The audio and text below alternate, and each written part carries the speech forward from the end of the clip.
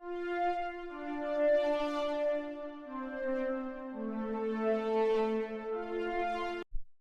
everyone, and welcome to Movie Club. This month it was The Unbearable Weight of Massive Talent, aka Nick Cage. I mean, like, that's when it gets down to it, that's exactly what this movie. Now, like, I don't know, dude. Like, I feel like this could be the shortest movie club ever because it's Nick Cage being Nick Cage in a Nick Cage movie. So yeah, let's get us started here. So this film is I think I heard some like Nick Cage, during his press stuff or whatever, talking about he's like, yeah, it's a fictionalized version of my life. If his life is anything close to this, we got problems. But yeah, so it's Unbearable Weight of Massive Talent, as AJ said. Came out March 12th. March 12th. In South by Southwest, and then wide release on April 22nd. I'm trying to have good numbers up for you. It looks like it's doing. I don't consider okay. South by releases to be releases, 'cause, like, Sure. Hardcore Henry released at South by 2 years.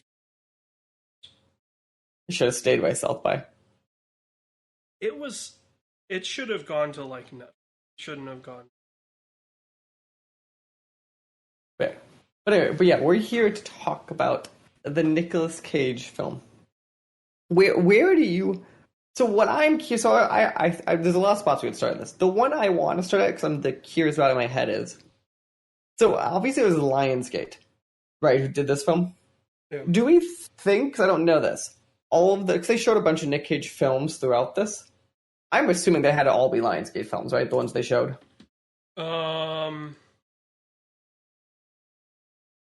Let me see.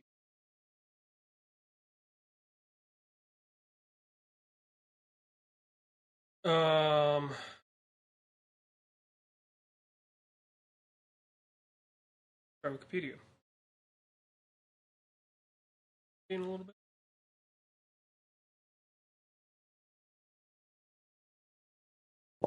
Well, AJ does his looking up. Like, I don't. Okay, there we go. Finally, holy cow. Storyline. Did you? Companies Touchstone, Bruckheimer, and Bigelow. I mean, licensing that stuff is super easy. Sure. It's just one of those that was the first thing I thought in my head was like them showing all those films. I'm like, it'd be interesting. I wonder if they just centered the plot of what films they showed based upon what they can get for cheap. Like, honestly. Yeah. Like, they're probably like, we just want Nick Cage films. What do we get? We have $1,000. Yeah, I mean, like, you'd probably be looking at, kind of not just what can we get cheap, but what will people know? Yeah, which is funny. So let's start from the cold open then. So AJ actually missed the cold open, so I walked him through it beforehand. So it starts with the Con Air scene. So I actually just saw Con Air for the first time, like, not even a week ago. But what's funny is that Nick Cage look is super iconic. Like, I didn't know it was from Con Air, but the moment I started seeing Con Air, I'm like, I've seen this Nick Cage look before. Yeah. That movie's been... So, it's one of those, like... It's one of those examples of a movie where you're like, I haven't seen this before, but I feel like I've seen it. Oh, yeah, even, like, throughout the cast of that film, like, it's like one of those, you're like, I swear to God. Because, I mean, if you think about it, right, like, okay, the cast is pretty iconic, but also, like, every comedy TV show made their version a Con Air episode. Mm-hmm. Like, it's been riffed to death. Like, that final shot is a meme in and of itself. Like, I feel like a lot of people know Con Air secondhand. Mm-hmm. And it's actually something like that fact is something that they talk about in the movie. Like, Nick Cage movies never were like top. Like that era of like Face Off Con Air was like the highest highs Mm-hmm. for him. And it still wasn't like First off, we never mentioned this film never mentions the greatest Nick Cage classic of The Family Man. well, I thought it was interesting the ones that they reference. Because like that you can do whenever you want. You don't need to license that stuff. Mm-hmm. So like they bring up Gone in 60 Seconds. They bring up Crudes. Like They bring up what's the Declaration of Independence one? They mentioned it like 5 times. I mean, they have a poster of National Treasure, but that's about it. They mentioned it in the plot too. Yeah. But, you know, there's some stuff in there. Okay. Let's hit the big ones. The thing that would have cost money is when they do the whole shrine scene. Mm-hmm. Because then you would have had to have licensed that stuff or rented it. So Mm-hmm. That stuff would have been where you're looking at licensing costs. Unless it was literally some super fan that just had all that stuff. But even then, if it was from actual films, don't you still have to license the rights to that stuff? Not if it's a privately owned thing. Okay, so if I owned the Nick Cage guns, I could say they're Nick Cage guns from this film and use them in a film. So here's where it would get weird. Say, for instance, I'm bringing it up because it's in the news right now. Like the Wachowskis are auctioning off a bunch of props and things from their movie. If you got like the headdress from Cloud Atlas and use that in a film, Mm-hmm. it would be you would need to clear it with an actual lawyer. But I mean, it's a privately owned thing, right? It's not from you're not referencing it in the sense of, oh, like we want to make a copy of this. Like you're using the real thing. I think the part that would be most interesting in the legal sense would be if you had like the actual thing. Or like if you had the screen used guns or screen used prop. If you had that, could you get around like some copyright stuff? Because that would be where they would try to get you, copyright laws. Right.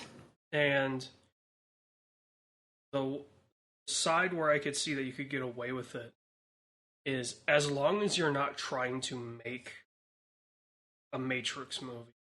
You're not trying to make, Face Off or something like that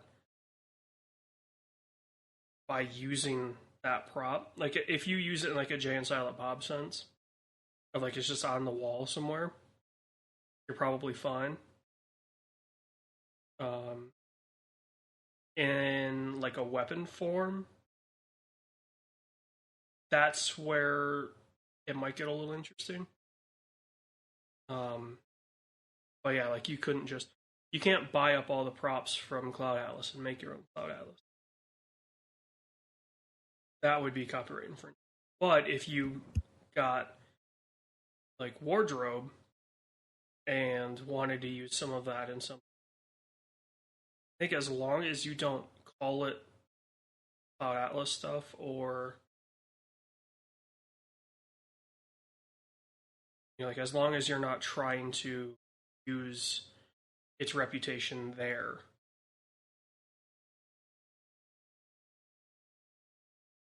Because I mean, like otherwise you have this movie and insanely expensive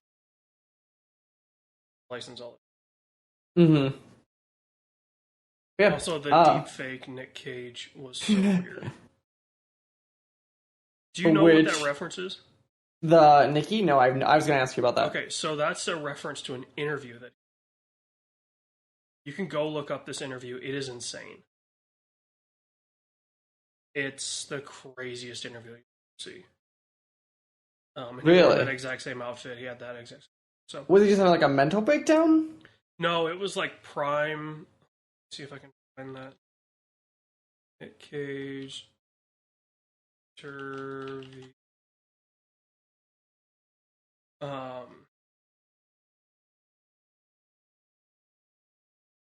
It would have been from like Terry Wogan show, 1990. Let's see. Shoot this. I just sent you it, and yeah, it's like it's from that. That's the reference. Is from an interview on the Terry Wogan show, and I didn't get it at first, but it took me a second. Obviously, I figured it out. Not shortly after they showed it. What is this? Because I'm like, okay, is it a character right from one of his movies that I haven't seen, or something? And then it clicked. I thought that was a fun little thing to reference to. It was a very interesting decision. So this film has a lot of interest decisions, and that's why I'm having trouble. So like one of the things, that's a joke. There's a lot of stuff I want. I'm trying to think like what is it that like the next interesting things that like that's definitely one of them. Is that I think another set of interesting decisions is the obvious twist at the end of when it became a film. Yeah. What I'm trying to figure out is when does it become the film? Or is it the film?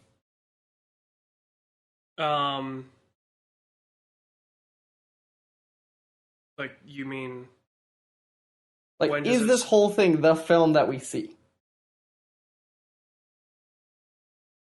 I think here's what I think they tried to do. Right? Do you know what I'm saying? They made it in such a way that you could question: is it just that movie? Is it just Javi's movie? Right? They made it so that you would Nope. think that, but I don't think it's supposed to be. I think it's literally the part that we see at the embassy. That's the only part where it's like, oh, that's like, because But that's the only like time jump you would have. but my question becomes then, when does it? So does that mean when he jumps out of the car is the switch? Because Pedro Pascal like dies right before then. No, because they make it to the embassy, and then it No, switches over. Pascal and his girlfriend doesn't. They don't make it to the embassy. No. Right, but he's alive at the end. Yeah. That's what I'm saying. That's where the Yeah, they never cover that, so it's not.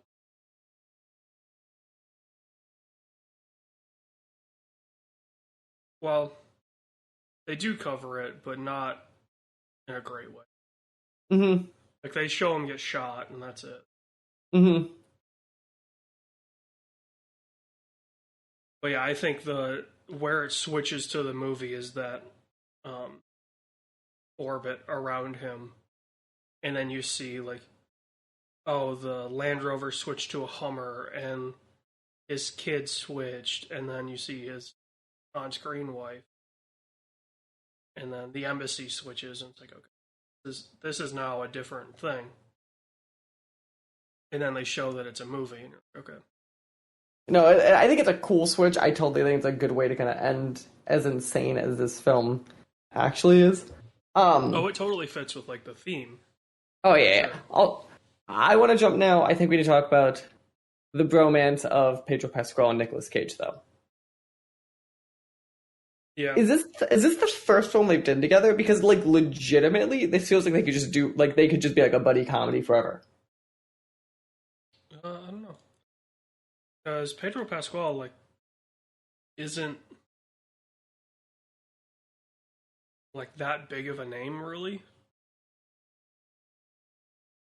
It's Mando. What's he done? He Trying to was think. in Kingsman. He did a Game of Thrones character. He was obviously in Wonder.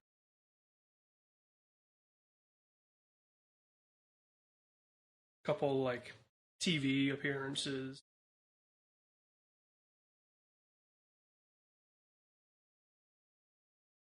Like NYPD episode. He did a couple episodes of. He had 6 episodes of The Good Wife. He did 4 episodes of Lights Out. He was in the Adjustment Bureau. He was in the movie for Burn Notice. There's a couple exceptions, but a lot of B-rate stuff. I would argue, at least it seems like he's not quite that like top tier actor. He's not like a low stuff. Like he did a lot of bit stuff. Like he was never a full-time character on any of the shows that he was. Mm-hmm. And then his first big role would have been, let's see.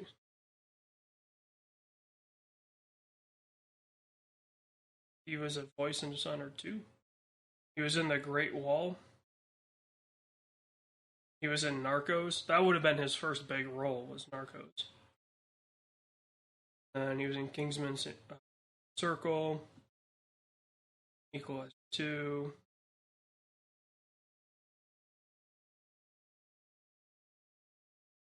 Wonder Woman. Book of Boba Fett. Mandalorian. Yeah, so a lot of TV stuff. So like he's Chilean as well. So like he wasn't a normal location. You know, he wasn't from Mexico, the U.S., Spain. Okay, like you know, he wasn't in one of the major markets. Mm-hmm. So. But yeah, I mean, I think he's also born in 1975. So, I mean, he could be kind of like a Sam Jackson-esque, Morgan Freeman-esque, like his career takes off when he's older. It'd be interesting because, like, I think he's good. Like, I don't love Mando, so I've never said he's a bad actor by any stretch. I think the problem with Mando is just like it's not him. Like, I don't think it's him. Yeah, he's not the problem with Mandalorian. Like, there's way bigger problems with Mandalorian. Mm-hmm.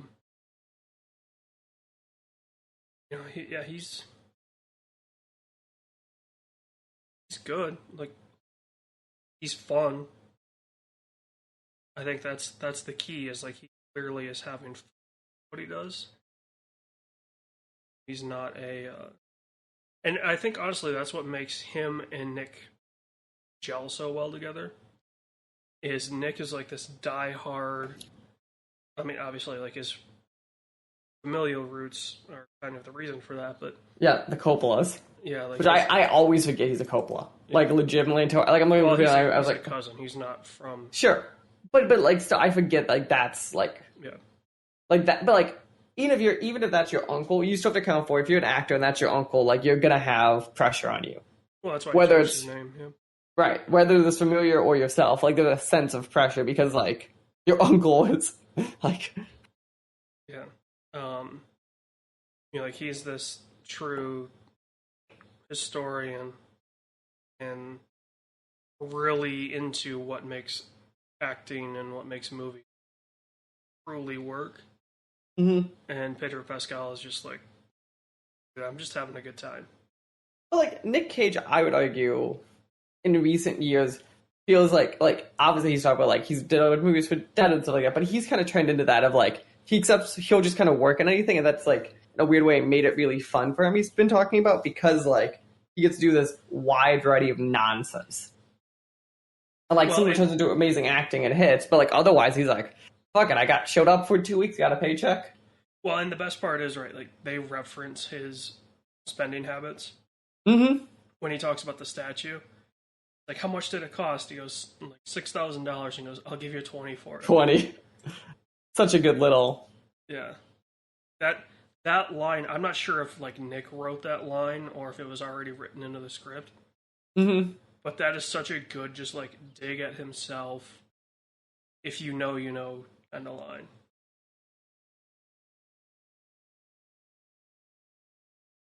But yeah, I mean, like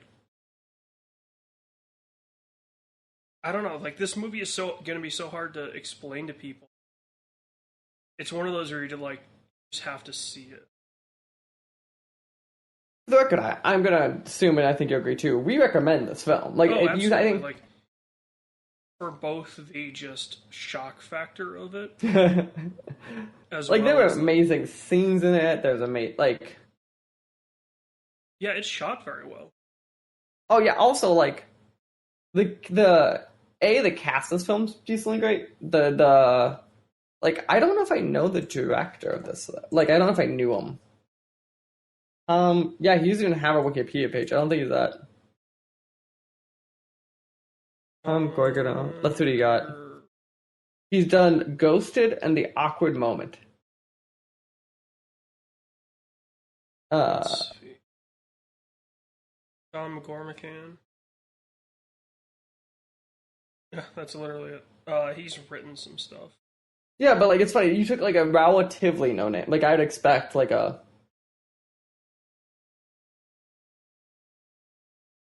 Yeah, he was a writer. That's about it. Like he wrote that awkward moment, and then he wrote every episode for Ghosted, and then he did this. So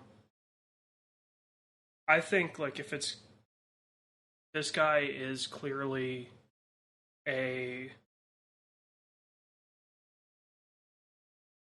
throw this project on this kid, see what happens director. I turned out well. Again, it's a very hard to talk about. Like I'm trying to think what other this film as they kind of reference in the film.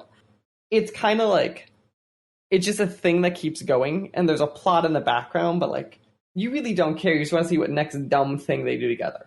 Yeah, like I was both half joking and half serious about this could be the short ever Because it's so tough to be like, yeah, they do this and then this and then this. Like, let's talk about that. Like, it's so much more than that. mm-hmm. It's like it's weirdly one of these movies that you need to know all the references Mm-hmm. before you see the movie. It's a lot like if you went in and watched like only the Avengers movies, Mm-hmm. right? So you had no idea who the characters were. But if you watched all the character movies, it makes the Avengers make sense. Unbearable Weight of Massive Talent. You need to watch. You don't need to watch all of his stuff, to be fair. No, you need to watch like Con Air, like Gone in 60 Seconds, like Face Off, Mm-hmm. like because those are. And then you need to see some of his stuff that's more recent. I mean, honestly, like if you want one concise thing to interact with before you go see this movie, go look up. It's on IGN. Alex Navarro ranked 40 Nick Cage movies, and he talks about all of them. Like that one article will tell you everything you need to know before you see this movie. Mm-hmm. Because this is clear, like this is truly a movie that, like this episode could have been over in 5 minutes. It is, in the best way to describe this film. It's not because the movie is so bad that we just have nothing No, to talk about. It's just it's not, in a weird way. I've seen as I'm watching this. It feels like, and it's gonna sound like a weird one to hear me out. It feels like if this was like 15 years ago, it would have been a Funny or Die sketch. Yeah, absolutely. Like that's what this feels like. It feels like you took like a 15-minute Funny or Die sketch and made it into a film. Yeah. And so like wedding or not Wedding Crashers, Bridesmaids. Yeah. Again, like Bridesmaids, sometimes it turns out great. And like probably other stuff I can think of, sometimes it doesn't end well. I think this is one of the times where it turns out great. Yeah, and like it's the perfect length. It's like just under 2 hours. Oh yeah, no, I don't think Um, it overstays welcome, but I just kind of feels like that a lot of times of like in my head, I'm like, how the hell did this get greenlit? yeah, and it definitely paces itself at a rate that, like, anytime there's a lull, there's something coming. Like, whether they go back to the CIA storyline, whether they go to his family, Mm-hmm. um, that kind of stuff. Like, the twist in the movie was actually interesting. Yeah. Who Um, is? I wonder what that actor. I think is really cool. By the way, what is his name? his look is awesome. His looks awesome. That Jacob's Paco Leon, that could be it. yeah, Lucas, Yeah. yeah. His look Wow. is Look awesome. at his headshot is way different. Yeah. And he's another one that like his catalog is all Spanish from Spain. Like it's all Spanish TV shows.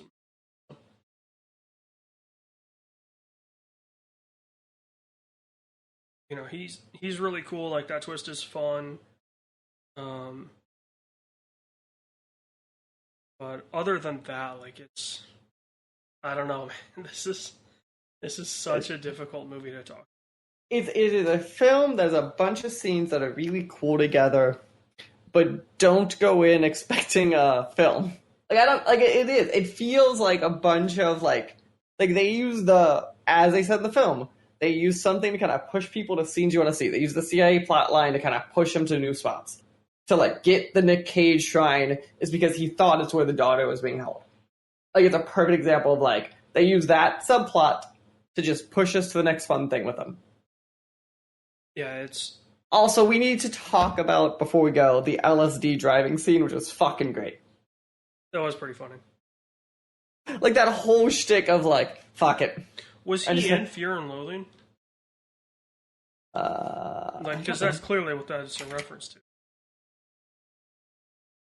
I don't think so. I'm looking at the cast.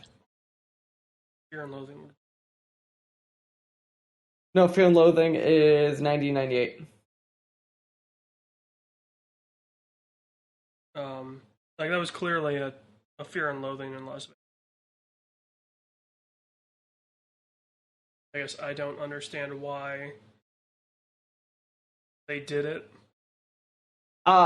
He was in Leaving Las Vegas. I think that I don't think it's either. It was just more. I actually typed them together into something. Trapped in. I thought it said Tripped in Paradise. Trapped in Paradise.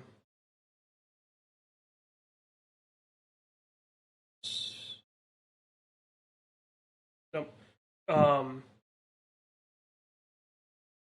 Yeah, it's. This is. This movie can be summed up in a single sentence. This is if you took a Nick Cage soundboard that played clips and made a movie based on every clip. Yep. If you're like, how do we tie all of these together? Like, oh, we're just gonna have Nick Cage do like a quote off 2 hours. Cool. That's all we need to know. And you're like, and somehow we have to connect them.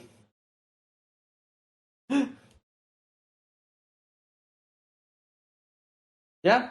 I would say that's half it. hour. Like I said, shortest movie club ever. Hey, it's fine. You get two things this week. You also got your F1 show. But yeah, that is the unbearable weight of massive talent. The most Nick Cage-ass Nick Cage film of all time. As AJ said, maybe do some research beforehand to make sure you know your Nick Cage references, because you'll get more out of this film. I think it's probably still a relatively good, funny film either way, but I think you'll definitely get more. Yeah, I think that is it. We both recommend the film. Go check it out if you haven't, Susan, you're listening. That is two, actually it's 4 thumbs up, so you should have 2 thumbs. 4 thumbs up to go see the film. See it in theaters, support your theaters. especially because that's fun. We have a lot of cool stuff in theaters right now that are like not just superhero and sequel films, even though that's about to happen this summer. Well, and Uh the best part about it is like seeing this film in a movie directly correlates to like one of the plot lines in the movie of Nick Cage is just in B-list movies that go straight to DVD. yeah, it is. It is. This has to be like one of the like times in a while that Nick Cage is like in Like a in main a role on a theater, yeah, yeah. absolutely. So, but yeah, go check it out. It's a great time. It's fun. It's funny. My theater is laughing a good chunk of the film. Oh yeah, like my theater was cracking up. So I think it's worth it. But yeah, that is all. We will see you guys throughout the time. Peace out. We are happy to announce that this episode of the SW Show is partially brought to you by Humble Bundle. Well, not really. We are part of the Humble Bundle referral program, and we just wanted to say that if you like really cheap games and maybe helping charity pending the Humble thing going on, all you have to do is go to humblebundle.com/partner equals SWW. That's right, humblebundle.com/partner equals SWW. And you just do your normal stuff, and it just kind of helps us get a couple bucks here and there. Maybe it helps AJ get his lights. Maybe it's Mike camera. Maybe we actually pay Corey for helping us out. But again, if you're going to go buy games anyway, it might be worth checking out.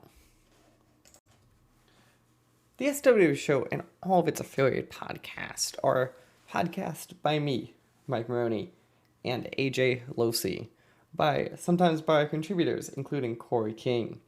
You can follow the SWW Show on social media at the SWW Show, or sooner or later you go to patreon.com/SWW to help us out. Thank you, and we hope you enjoy the rest of your day.